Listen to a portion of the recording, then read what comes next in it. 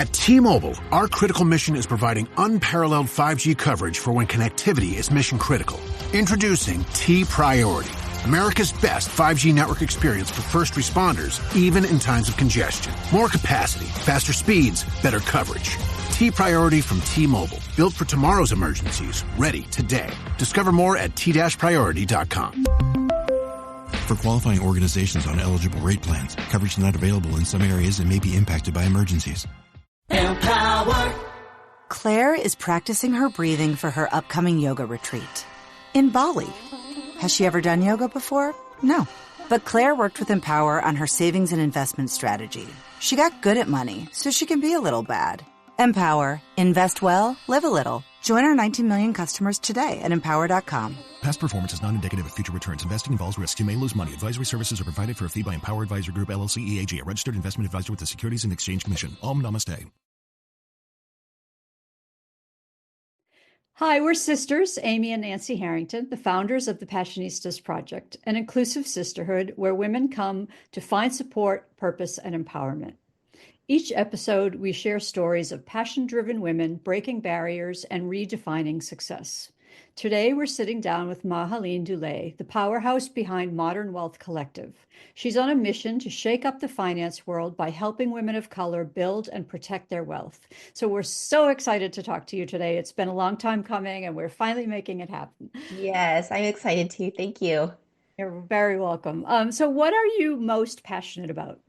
Oh my gosh, what am I not passionate about? So I'll actually give you a quick background about my name, Mahalene, where it comes from, and that ties into your question. My name comes from the root word mahal, which means love in Tagalog, and Mahalene means to be loved. So, when people ask me about what I'm passionate about, when I say I'm a multi-passionate person by nature, and my name has to do a lot with that, just my love for life.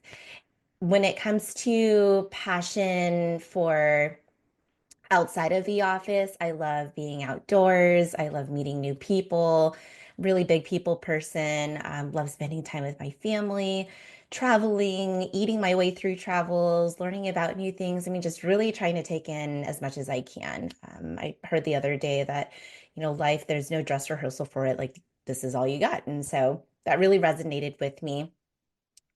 With my business, I'm very passionate about, like you mentioned, working with women of color, underrepresented communities in the money space.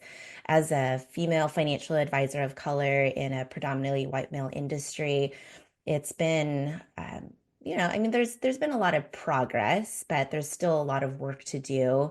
I would say that female financial advisors of color make up, I think the last statistic I saw was less than 10%, maybe even lower than that, within the industry. So with my experience and, with my personal experience and with what I love doing in terms of helping people in that regard and making an impact with your money, that's really where a lot of my passion lies in the business world. Amazing. So let's take a step back and talk about where your passions started. And what was your childhood like? Where did you grow up? And were you interested in kind of giving back to people even at a young age? Yeah, that's a great question. I always say that my story starts before I was born. Oh, there we go. I would say that my story starts before I was born. I'm the oldest daughter of Filipino immigrant parents. They came here, just like many immigrants, with the story of the American dream. And they worked really hard. My mom, stereotypically, if you will, my mom was a nurse. My dad was in the Navy. Very stereotypical, again, of Filipino parents. But they knew that in order for them to really reach their financial goals and to create the life that they wanted, that they had to do something different. So they actually started their own business. And with their own experiences, and I think also with just the culture of Filipinos being family oriented and community oriented, I saw a lot of that growing up. They owned what's called a boarding care. So it was a private residential home for seniors with early stages of dementia. And as a young child, my sister and I would be at the home. We would talk to a lot of the residents, and we had this very loving relationship, and just this, I guess you would say, just this passion for working with people in that regard by seeing my parents work through that themselves. And over the years, I knew that from that, I've always wanted to work with people. Uh, Funny enough, I actually wanted to be a child psychologist when I was thinking about college and thinking about what I want to do with my career. When I realized how long I was going to be in school for and how long I would potentially have to pay off my student loans, I said, you know what, maybe I'll look at a different avenue. But that entrepreneur spirit was always there, that wanting to give back and that caring nature was always there because I've seen my parents do it themselves. I took a finance course in high school.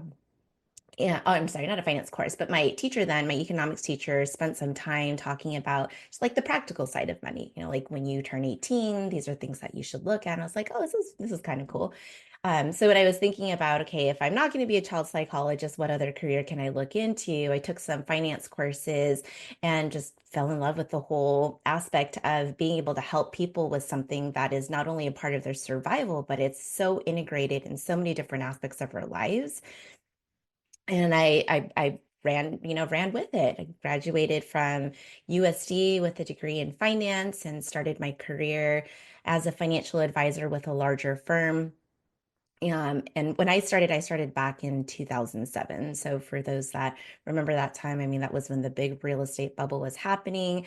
So if you can imagine coming out of college as a brand new advisor, while everything is just utter chaos, asking people to say, hey, you know what, you can trust me with your money and I can help you. I mean, it was a lot. Um, but I knew that at the core of it, money again is something that is there in our lives every day. It is something that creates opportunity, it creates financial freedom. And over 18 years in counting and doing this, I've really rekindled my passion in so many different ways, from starting as a newbie, knowing that I wanted to do this, to leaving the old firm and starting my new firm. That time is 2018, so just before COVID. It's just like it's almost like restarting all over again. Then COVID happened, and we, as as we all know, what happened during that time. It was all such a blur. But I feel that overall of the years and all of the lessons that I learned, it always came back to who is the community that I'm serving, and what can I do with my experiences and my expertise to really make that positive impact to move the needle forward.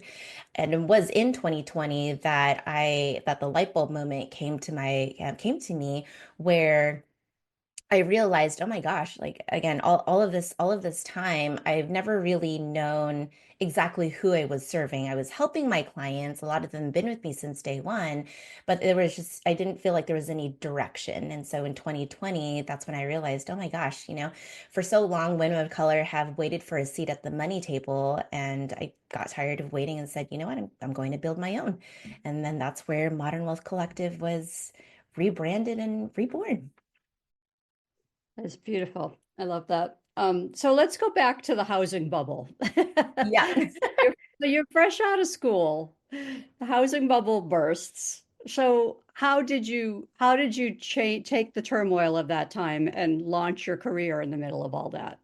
What were those challenges like? How did you overcome them?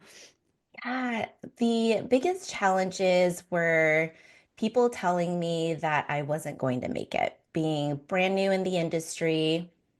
And at that time, again, like trying to build my client base. I went to different trade shows, I went to different networking events, and it was really hard being on a commission only basis, not knowing if I was going to be able to feed myself. I mean, thankfully, my parents were somewhat supportive, and we're understanding that just like them, they went through their own struggles. And so I had to fall on my face several times to get me to where I am today.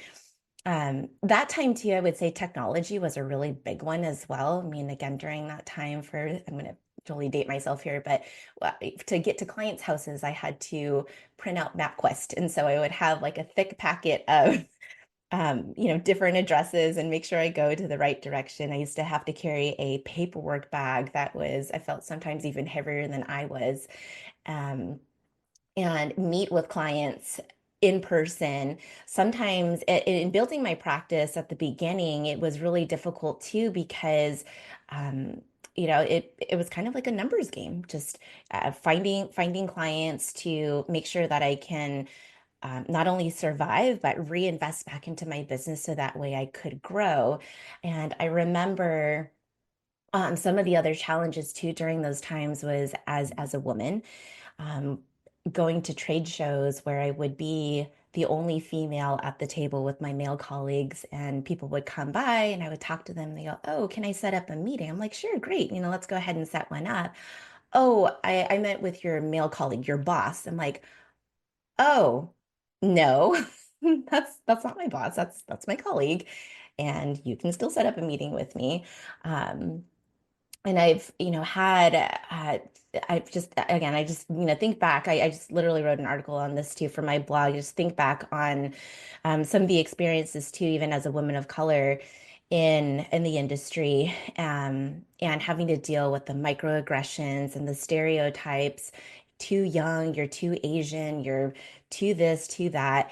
And despite it all, I knew that there was something greater for me. And I know that sounds very cliche and very vague, but um, I think a big part of it too was seeing where my parents had come from, and knowing that through the grit, through the resilience, and through watching them through their own experiences, that I was going through a lot of that myself in my early stages of the career. But I took all of that, and instead of bringing me down or instead of quitting, I used that as motivation to move forward, almost like proving to other people, like, you know what, you don't know me, and you don't know what I'm going through, and I know what I'm doing. I know that what I'm doing is impactful, and I'm going to keep going at it. Over the years, the some of the bigger challenges would be of really being more focused on exactly again who I was working with.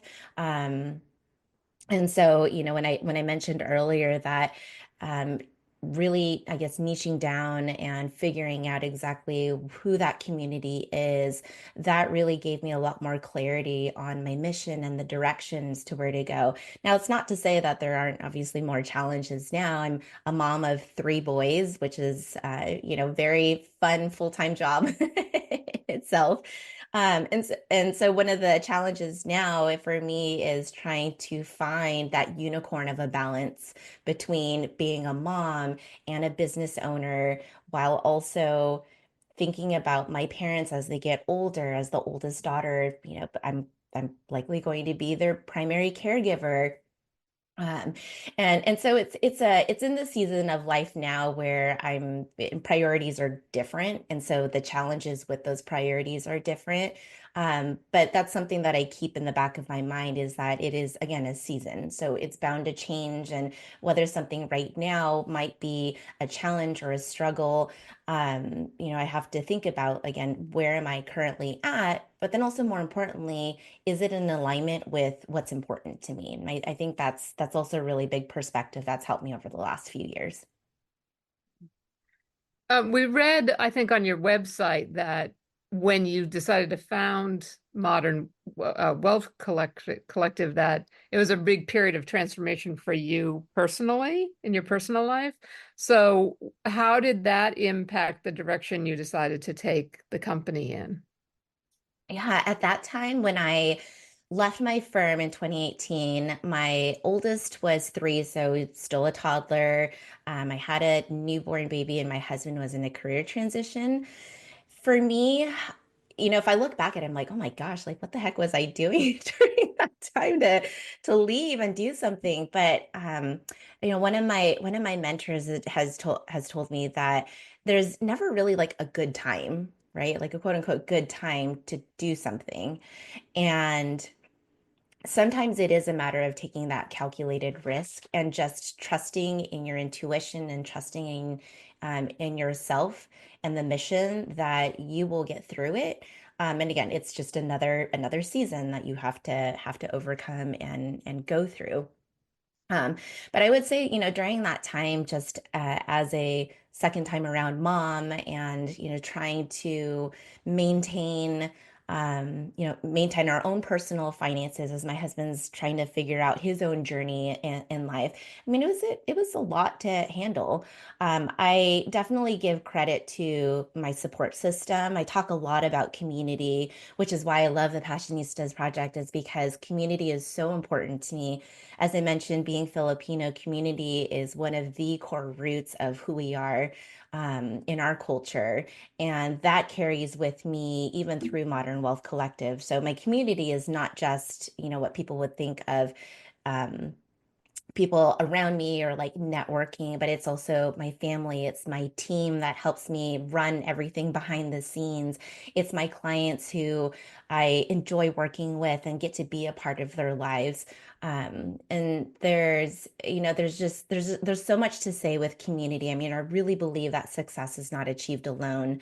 And for anybody that thinks that they are doing everything on their own, I mean, it's a little, I think it's, very, very scarce thing to do that. But there's definitely a lot to say with, community, and especially like during that transition in my life and even now, um, being able to lean on support of others. And for me personally, just being okay with letting go and allowing people to help elevate me to those next levels. Absolutely. Absolutely. So talk about the Modern Health Collective and what's your mission and what are the three pillars that you focus on? Yeah, absolutely. Our three pillars that we focus on at Modern Wealth Collective are wealth, purpose, and impact. And when we talk about wealth, obviously, it's um, what we do logistically, right? Like financial planning, investment, portfolio management. But we look at the story behind the numbers, and that's where the impact and the purpose come into play too, is that we're not just here to build dollars, we're here to build dreams. And why that's so important is because I think, especially for women and for women of color, with the lack of representation in the financial services industry, my experience in bringing that to the table really helps to integrate other aspects like culture, personal background, the type of money mindset and habits that we have. That play a part in our financial plan. And so with purpose, I talk a lot with clients about, don't just tell me your financial goals, but tell me why they're important to you. Why is it so important that you pay off this debt, or why is it so important that you go on this trip? Give me more depth to not just why this is important, but how is this going to bring more meaning to your life? And that translates to where the impact comes into play. If we look at the top 1% wealthy around the world, they don't look like many of myself. They don't look very much like, ourselves as women. Um, and I really hone in for clients in thinking beyond just what they're doing for themselves, and how can you create either generational wealth or a legacy for your family, and even beyond, and thinking beyond just charitable giving or giving back to nonprofits, but the idea that money gives you financial freedom and money gives you time. It gives you this opportunity of time, as a valuable currency where you can give back more, or being able to use your money to support initiatives that are important to that, to my clients, or important to them, or that do more good in this world. We need more of that. And for Modern Wealth Collective, I think also just really taking a holistic approach to financial planning, just kind of wraps that all up in terms of how, um, keeping clients and keeping community at the center, and everything else around that is in alignment with that person and what's important to them. Yeah. You mentioned the top 1% not looking a lot like the communities you're serving. So what are some of the unique challenges that women of color face, not only working in the financial industry like you've experienced, but also just in terms of opportunities for earning and, the barriers that are put up for women of color in the world of finance? Mm-hmm. One I would say is just, historically systematic injustices. If we look at Black and Brown communities over history, even ones that have started to build and become prosperous, um, there have been challenges that they've seen along the way that have either stunted that particular growth or have completely destroyed, what they've been building and having to start back from scratch again. I was putting together and getting ready to put together a blog and some content for Women's History Month, and I can't even tell you every time I do this for the last several years how mind blowing it has been.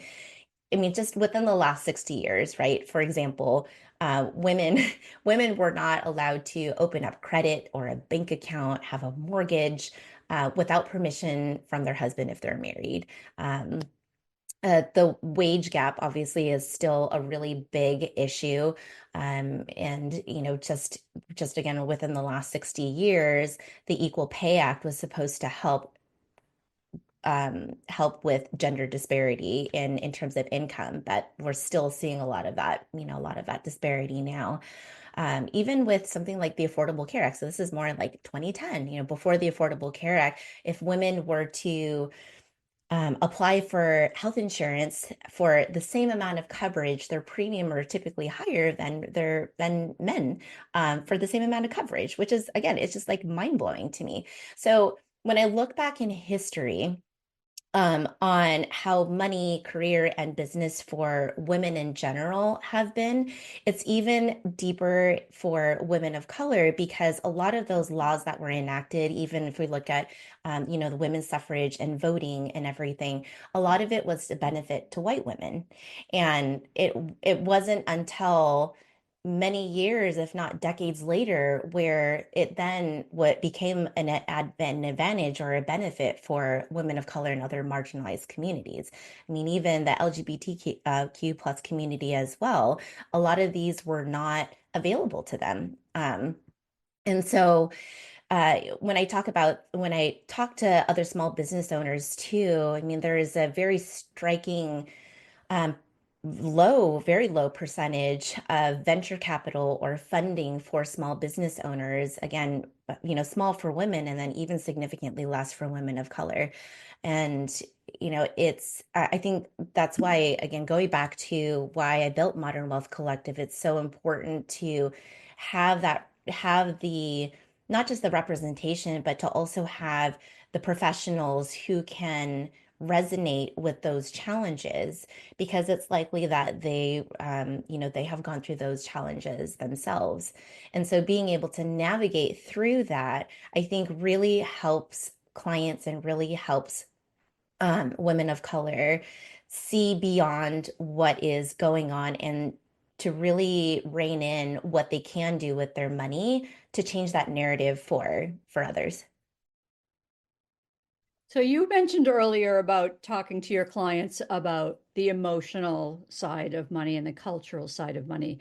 Do you see a common thread about why women have the blocks about money that they have? Yeah, one commonality that I see is when they're growing up. So when they see, their parents, it's typically their father who would handle the finances, and mom would take care of the household and more of the day-to-day things. I've seen it too, where some of my clients would talk about mom would be handling finances, but more of the short term, like, okay, I need to pay for this field trip or I need to make sure groceries are taken care of, but not think about the long term. Where the problem lies in that is when life happens, right? I mean, whether it is a change in marital status, whether it is um, women, some of my clients, leaving the workforce to care for children. I mean, COVID was a huge impact on women and women of color in for money and for the workforce in that regard, and just being able to help them navigate through that. It's been a lot. I would say some of the other biggest challenges too, in it is just not having like the financial autonomy or the financial confidence to really dive into the weeds with their money. For outside of just the financial services industry in general, money has been historically, regulated and run by men. And so it's a really hard system to break down and to, really get into, again, how do we change that narrative so that way it's not that way, and we can be more, and we can make progress towards leveling out the playing field. But I think another commonality for a lot of my clients, as well as we're talking about money and talking about their mindset, is just I mentioned like not having the confidence, and I think a big part of that is just not having the education. So whether it was systematically like through school, quite the matter of the fact is that most schools don't really talk about this. They go through their curriculum, but we don't send our young adults out to knowing how to open up a bank account or how to use credit wisely and to their advantage.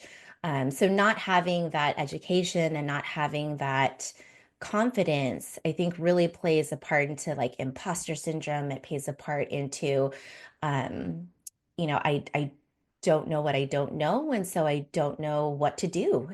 I've had a lot of clients who would also go through their different transitions in life. And I would hear things like, my husband took care of a lot of this, and now I'm starting from scratch again. I feel ashamed. I feel like I should have known this. And, almost in my role as a financial advisor, I almost feel like I wear multiple hats. And so sometimes some of my conversations with clients are not talking about the logistics or technicalities of money. It's talking about, okay, well, tell me a little bit more about why why you feel that way, and tell me a little bit more about, again, why is this important for us to, to overcome, so that way we can start looking at our money as something that is on our side. We can start looking at our money in a more positive light, so that way it can start working towards your goals. So it's really, it's really interesting to see how much money impacts us. And not to mention too, it's one thing when I talk about money with clients when they're alive, but when we experience death or we experience that loss of income, even from disability, it is it's just so crazy how how much money impacts people and almost like changes some of their personalities. Um, but yeah, um, for a lot of women, and for I would say even like especially for women of color, the cultural backgrounds and cultural aspects of not talking about money has been a big common factor too. Yeah, for sure. It's interesting too, because in addition to empowering women, you also say that money should be fun. Hmm. And so I do think, because so much of us have like trauma around money or fear of talking about money, how do you make it fun? Yeah, I think so. One big part of what I do is reframing the way that we say things. So, for example, instead of calling it a budget, I call it intentional spending. What can we do to remove that scarcity mindset, or to remove that idea that you can't spend your money now? My dad used to have this saying where he said, with money, you can't take it with you 6 feet underground or with you to heaven. So start using some of it now. And I'll tell you something that most financial advisors won't tell other people is you should go spend your money. Obviously, I'm not talking about going and racking up credit card debt or putting yourself in a hole where you start to feel that pressure of not being able to pay it back, or you just feel like you're always behind. But there has to be some enjoyment in the money that you have now, because life changes and can change so quickly. I had a call with a client a couple weeks ago. She's retired. She was a teacher. She worked really hard. Not married, doesn't have any kids. And the first thing that she said is, "I need to know if I can take a trip." And I said, "Oh, okay. Let's talk about this. What's going on?" She said, "I was just diagnosed with cancer." And we both shed some tears because she's been with me for 15 years. So I've seen a lot of what she's gone through, and I've been with her through her financial journey.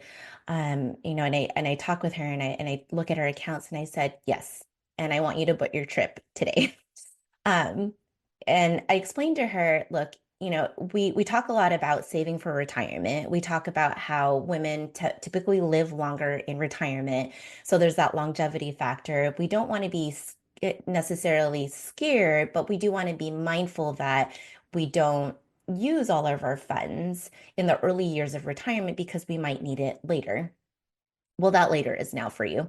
And and I think that's an important lesson even for me to navigate with my younger clients as well, who are still in their accumulation phase. They're still in the thick of working and building their careers, having families, and just, living life. Like retirement is not even in the forefront of their mind.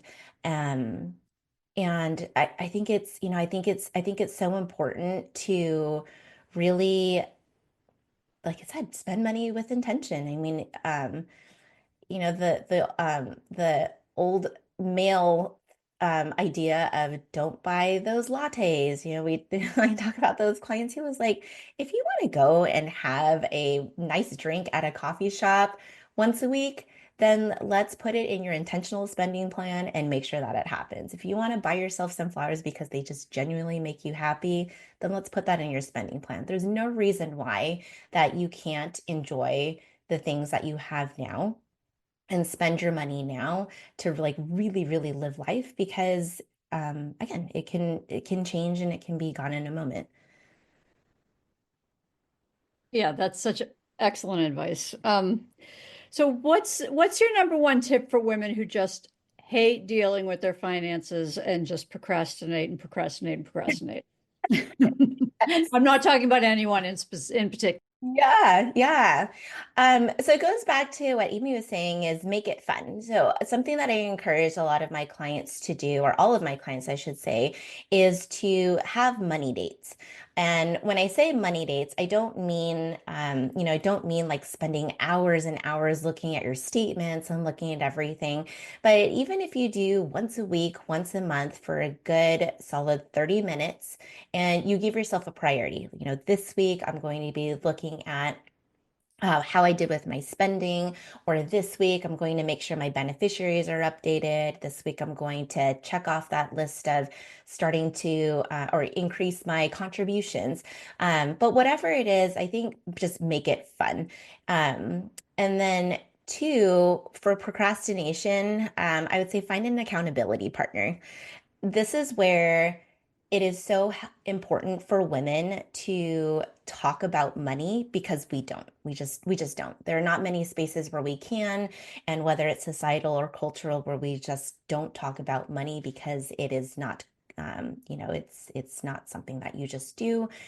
Talking openly and having an accountability partner who can support you in the journey is helpful. And whether that is a friend that you look up to who is open to have those conversations, and or finding a professional like a financial advisor to help guide, that's important. Which um, with procrastination, time time is a really big advantage for building wealth for clients. And unfortunately, when we um, don't look at our numbers, or when we procrastinate, it will set us back. And if we're again trying to change the narrative and trying to put ourselves in a position where we want that financial freedom for ourselves, it's so important to be involved with our money. Do you have like one or two success stories from women you've worked with that really stand out to you? Yeah, gosh. I feel like all of my clients are so different, and um Yeah, I mean, I would say a couple of, I could share a couple of stories. So there is um, one, well, my client that I just talked about who is retired. I mean, I would say that was a success story because she was so worried about not having enough for retirement, where um, looking at her situation and knowing where she's at now with this cancer diagnosis, the fact that I've helped her to build and save and plan so that we could get to this point to say, yes, I want you to take time off and I want you to spend your money and take these trips is so fulfilling for me, and for her. Another success story, actually, this was one that was a little early on in my career. I was working with a client. She was a teacher locally here in San Diego, and she's a single mom. um, sh I was working with her for about 5 years, and then I get a phone call, and it was from her oldest daughter. Now, during the time that I was working with my client, I would see her kids, whether it's in passing or whatnot. And I get a call from her oldest daughter. Her oldest daughter goes, "I just wanted to let you know that my mom had passed away from cancer. And she told me that if anything ever happened to me, that I needed to give you a call because you can help us." So I had all three of her kids come into my office. We spent 2 hours going through all of her statements, everything that she had, even things that were not managed by me, like her pensions. We went through everything, made phone calls with them, got all of the paperwork, and just helped them navigate through the technical side of the transition. Um, from then, since then, all three of the kids are clients of mine. And when I meet with them once a year for their annual review, the first thing that always comes up from them is, "I'm just so grateful that you were there for my mom and so grateful for us, and that you spent the time to help us grieve, or help us have the space to grieve." And for me, that was just, that's a story that I will never ever forget. I think that's a really big part of why I do what I do, is that money is, I look at financial planning as a long-term investment. And as I mentioned, it's not just for when clients are alive, but it's for when you're not here. What kind of legacy or financial story do you want to write for yourself when you're no longer here? And what kind of impact does that have on your family and your loved ones? Being able to see my clients' kids and watch them now grow as they start their own families, as they build their retirement plans and start working towards their own financial goals. Um, it makes me, it gets me emotional because I go back to, my gosh, like my client started this for them, when she was working. And now I get to see her kids and their future kids be able to see a lot of the benefit that she had put together for them, in the beginning. So I think it's a really beautiful cycle too, in money, that we as women, women of color, really, there's really a lot of power in money and what we can do with it. Um, and that's something that I would say is one of my best success stories, is just having those long-term relationships with clients and being able to help them. That's beautiful. It's so nice to see your passion for it. Um, so tell tell us what it's like if someone hires you. Take us through sort of the nuts and bolts of the process of what it looks like to work with you. Yeah, absolutely. I appreciate that. The first step is what's called a discovery call. It's really a 30-minute Zoom call to see if we vibe. I ask questions about what's important to you, what are some of the challenges that you're facing. And it's a way for me to almost build trust right off the bat. I mean, money is again, so important. It's so personal, and I have to see if it has to be a mutual fit, right? To see if it works for both of us. So when I talk about my approach, I talk about the holistic side of financial planning. Um, and typically I go through different services that we offer depending on where they're at. For For some clients, it might be what's called our financial planning strategies or like our financial wellness strategies. And what that means is that clients don't have to invest money with us. And that was a really important aspect when I built my firm, because a lot of the bigger companies out there won't even bat an eye if you don't have at least $500,000 to invest with them. But again, if we're going back to historically marginalized communities and women of color who may not have the chance or may not have the resources available to reach that. I mean, where do they go? Where do they go to get sound financial advice? So that platform allows me to find motivated individuals who want sound financial planning. We do strategies, but they don't have to invest money with us. And so, like a gym membership, we set up a monthly membership that gives us the opportunity to get them set up.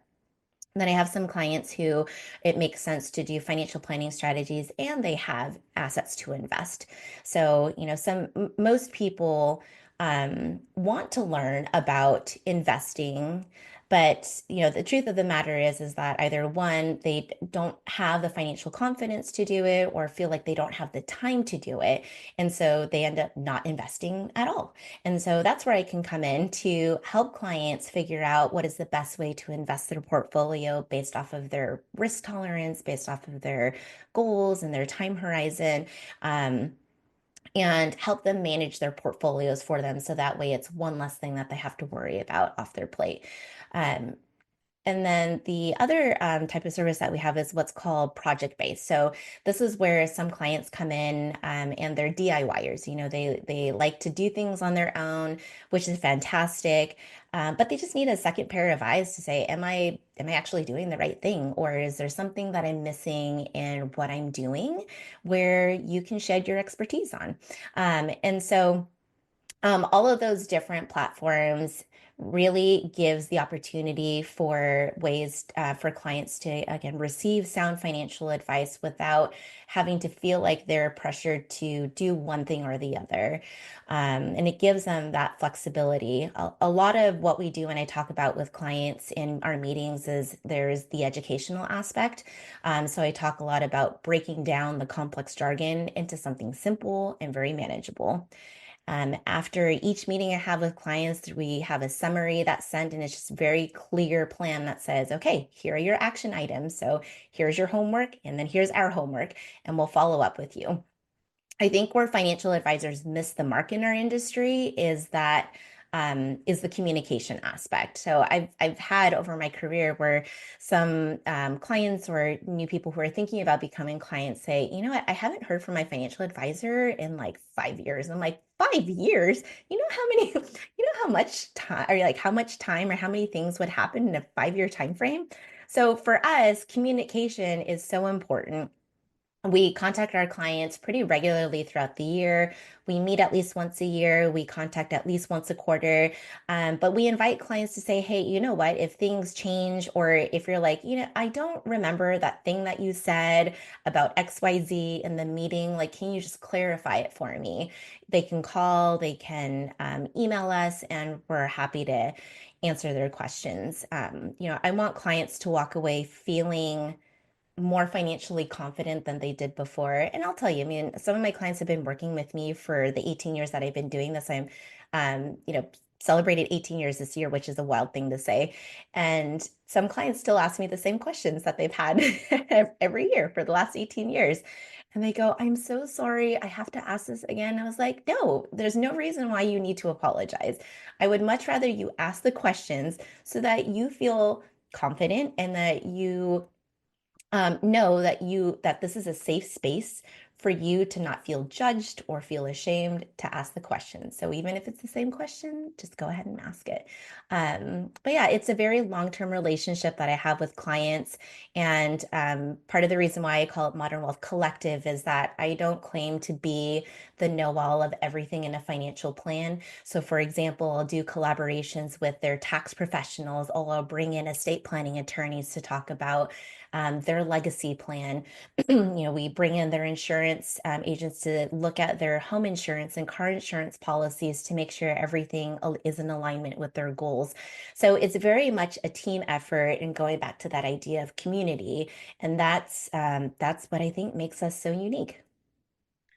Well, I think the other thing that makes you so unique is that you bring this very kind and I would say loving energy to what you're doing. As my experience from dealing with, I'll say men in the financial industry is that it's very transactional and it is about the bottom line. And I think it's really beautiful that you have a heart and you're sensitive to how people are feeling, and you'll take the time to actually just have that conversation rather than be talking about dollars and cents. And so do you think that's something that's intrinsic in your nature as a woman to bring to the table, or is it something you very intentionally wanted to do when you set out to do this kind of work? It's both. I think women have this, innate part of themselves for nurture and caring and empathy. I mean, I think empathy is so huge, especially when it comes to money, because again, money is personal. There's so much more behind the numbers. And being able to bring that to the table, I think one allows clients to trust me, um, and, to share aspects of their lives that maybe again were shunned or were asked to not talk about. And and for me also, like I said, being intentional about it too is important, because there are, I mean, I've had clients in my career where things don't align anymore. Whether it's like, for example, when I rebranded, if you will, Modern Wealth Collective in 2020, and I started a lot of my messaging and branding was about working with women of color. I had some clients who said it didn't align with them anymore, or it didn't align. It wasn't me or what I was doing. It was the messaging, and it was, who I was serving, and it just didn't align with their values, and that's okay. And for me to be able to bring that empathy to the table and to not feel offended by that, I think that's where having the trust in the money space for anybody when in working with the financial advisor. I mean, there has to be that level of being able to resonate with them and having those values that align with them, so then that way they can achieve their goals in the best way that is authentic to them.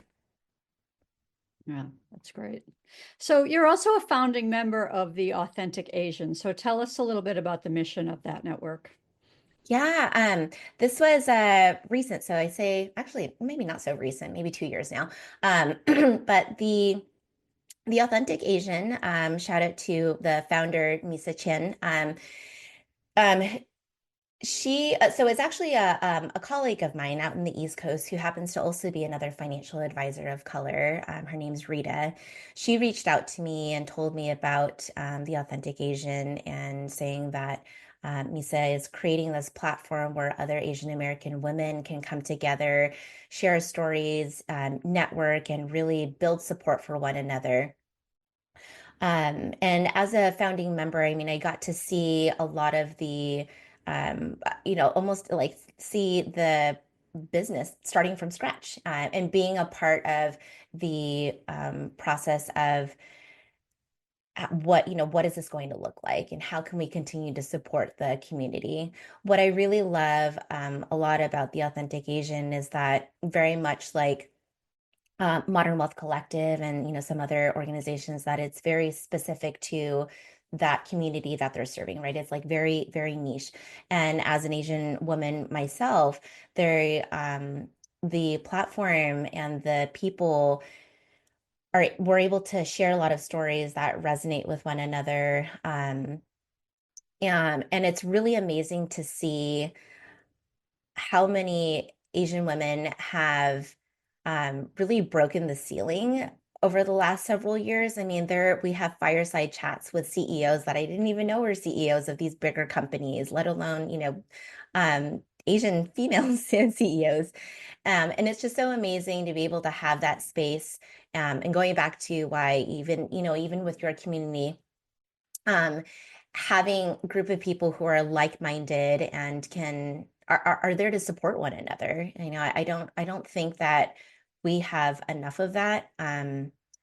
It's almost like with the old boys club, it's always about competition, and I'm always a big believer that it's collaboration and community over competition. There's plenty of business to go around, plenty of ways where you can make clients, um, but to help really change the narrative, I mean, women need to help support one another in their endeavors and find different ways to bring these initiatives to light.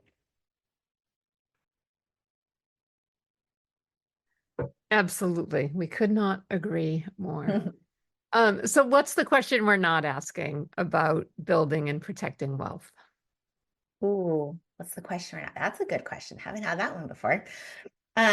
What's the question that we're not asking? I would say, well, actually, it goes back to a lot of what I was saying earlier. Is it in alignment? So, for example, when we talk about spending money, is what you're spending intentional? Is it purposeful? Is it something that brings you joy? Is it intentional to what's helping you work toward your goals? When it comes to investing, I mean, investing has a lot of power. There's a big difference between just saving and investing. Saving is really great for those short-term rainy day funds. It's going to happen maybe within the next year or two. But investing is really where we can build our wealth and create that long-term legacy. And with investing, it is very possible to invest in companies and organizations that align with what's important to us. And even when we talk about things like in the estate planning process, or what happens when we're no longer here, what kind of again financial story do you want to write for yourself?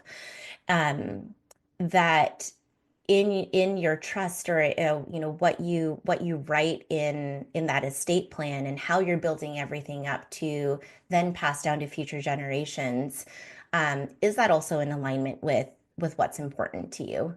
And so with money in general, I think that's a really important key aspect for anybody, no matter what stage of your financial journey you're in, is are the is my money in alignment? Are the people that I'm working with in alignment?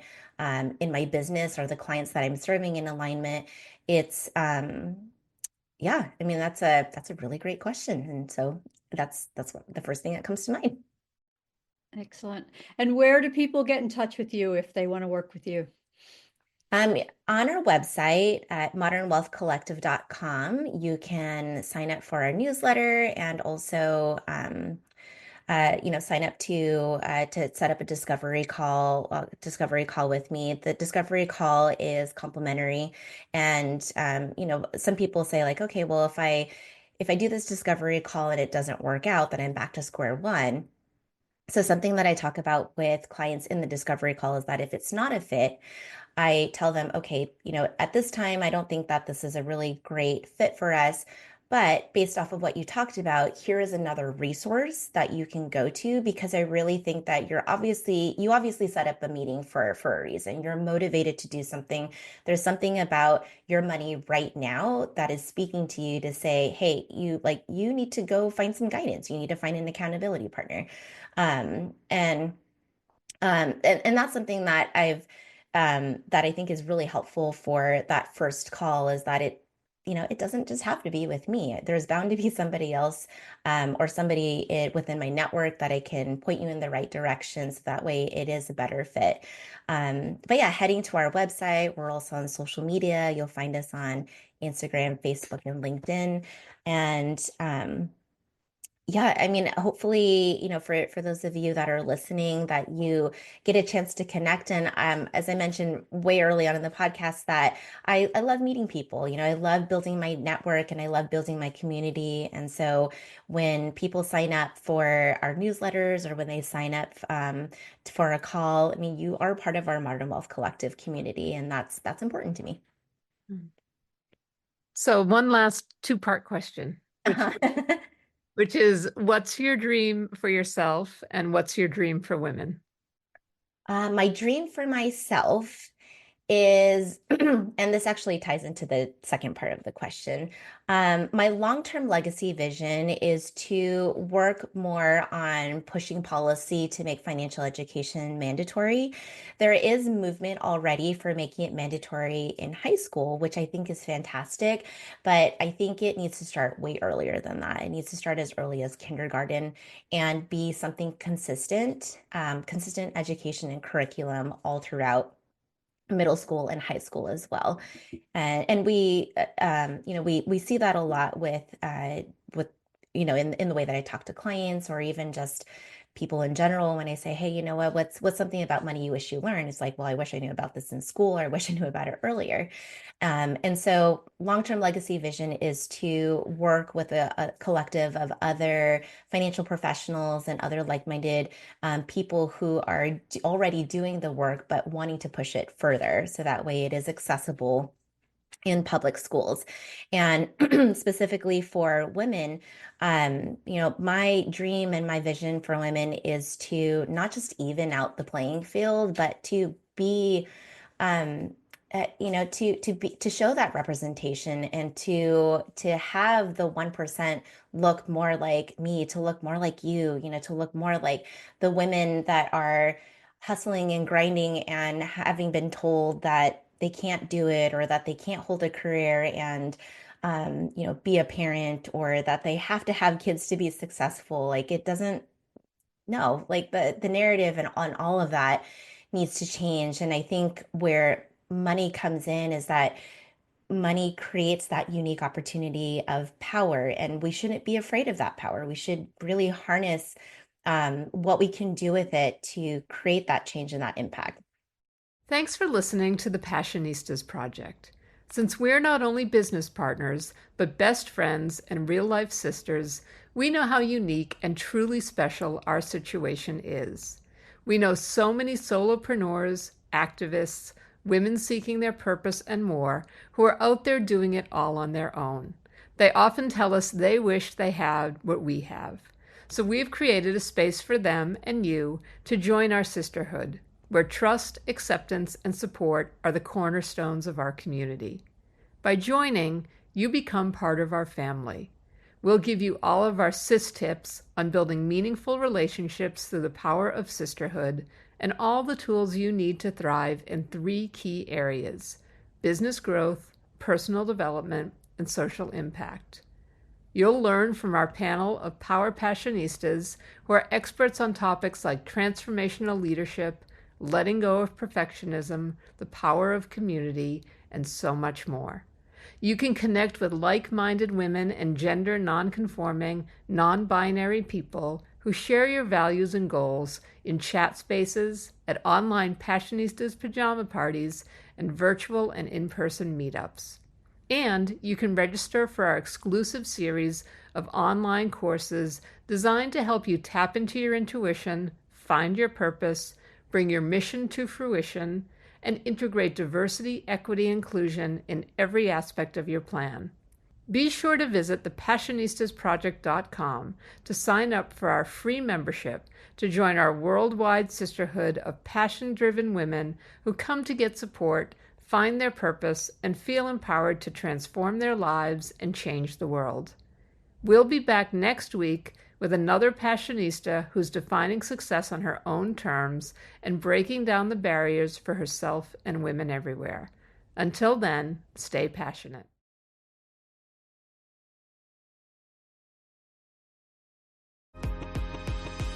Hi, I'm Kelly Fahey, and this is Still Can't Cook, a podcast about being me, what it's like to be 50, single, a woman, New York, no kids, no commitments other than you guys. Do you know what it's like to be single? Do you know what it's like to not have anybody to count on? Well, I'm here for you, because so do I.